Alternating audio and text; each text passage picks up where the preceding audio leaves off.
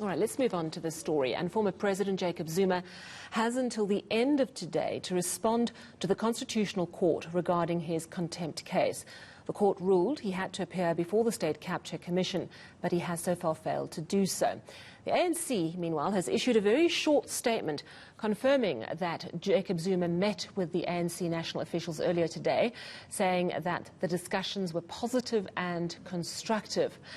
And of course, all of this comes as two high-profile party members seem at odds on how to respond to the independent report presented to Parliament last week that there's a prima facie case for removing the public protector from office. So let's discuss all of this now with political analyst Sanusha Naidoo. She is a senior research analyst at the Institute for Global Dialogue. Sanusha, there's so much to talk about here. Let's first of all deal with the news just in, that it seems top ANC officials did meet with the former president today.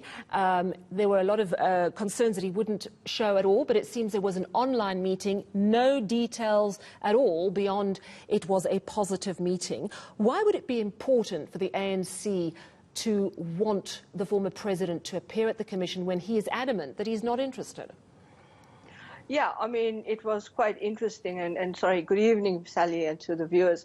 It's interesting. It was one statement and one sentence long, which said it was a nice meeting, which meant that it was positive.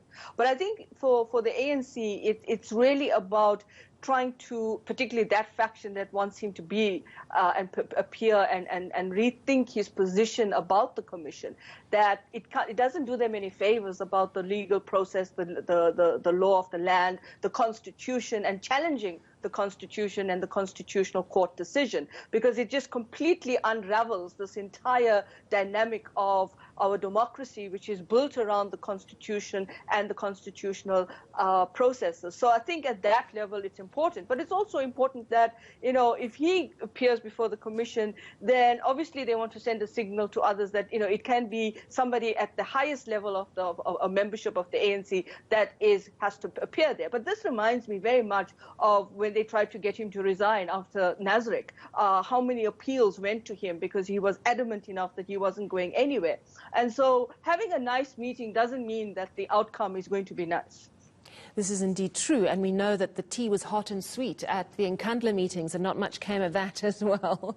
To other matters relating to the ANC, Transport Minister Fikile Mbalula had what some are calling a Twitter meltdown, but him and Ace Magashule, the SG, at completely different ends of the spectrum, it seems, regarding the public protector. Of course, we know that there was that independent panel review given to Parliament suggesting there is a prima facie case for removing her. We've got Mbalula tweeting that she's a hired gun. Magashule, and this is according to the Sunday Times, saying that ANC members of Parliament would never vote in a motion of no confidence against her because it would be to vote alongside the DA. Starting with Magashule's comments, according to the Sunday Times, first of all, is that one of principle? Is that something that, you know, you could say, well, fair enough, that's how politics works, or not?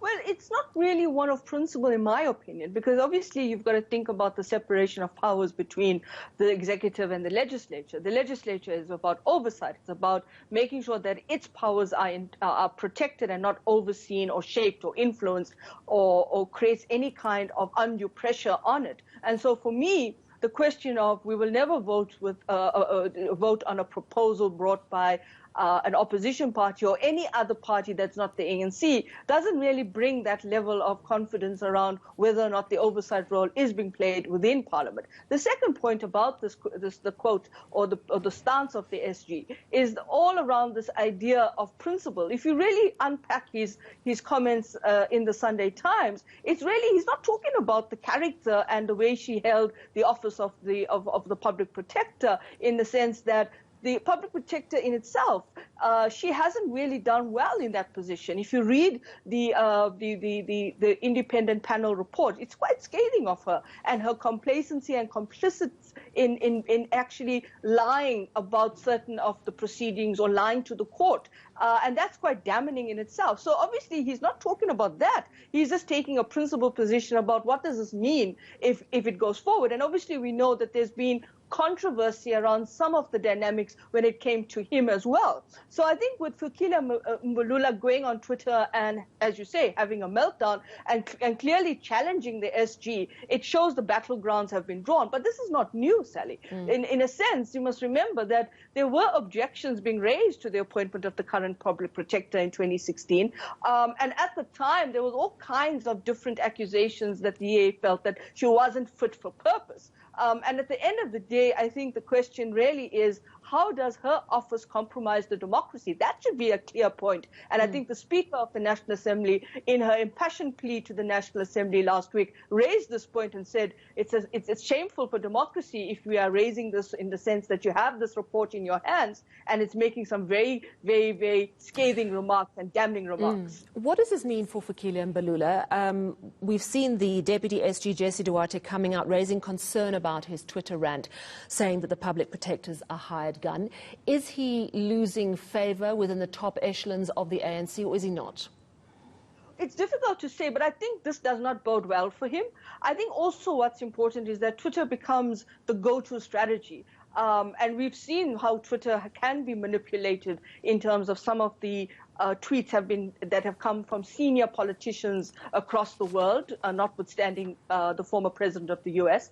But I think the point about this is that he stepped out of line in the eyes of the Deputy SG, in the eyes of those who feel that the party comes first before any other kinds of comments. And of course, he now has to basically account for this. So whether or not this means that he's falling out of favor with the top echelons of the party structures, I think at the one level, it could be interpreted in that way. At another level, it could be that he's a lieutenant that's trying to play his own role in supporting whatever needs to be supported in terms of the battlegrounds in the NEC. That's where the real challenge will lie around this public protector debacle.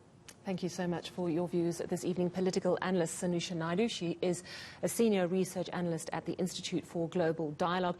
And Fikile Mbalula was asked a little earlier by our reporter for a comment on what he said on Twitter, and he said he'll engage on Twitter with what he says on Twitter.